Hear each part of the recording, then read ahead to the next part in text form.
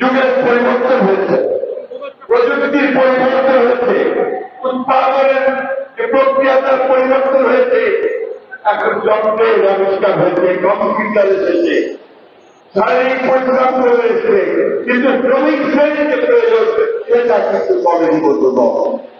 আজকে বাংলাদেশে বারবার সরকার এসেছে, আমরাও এসেছি, শ্রমিক শ্রেণীর সত্যিকার অর্থে যে কাজগুলো দরকার ছিল আমরা কিন্তু সেই কাজগুলো করে উঠতে এবং একই সঙ্গে বাংলাদেশের আমাদের শ্রমিক ভাইরা যেখানে কাজ পায় না, বিদেশে গিয়ে যেন কাজ করে অর্থ উপার্জন করতে পারে, সেই জন্য বিদেশে শ্রমিক রপ্তানির ব্যবস্থা করেছিলেন, রেমিটেন্সের ব্যবস্থা করেছিলেন।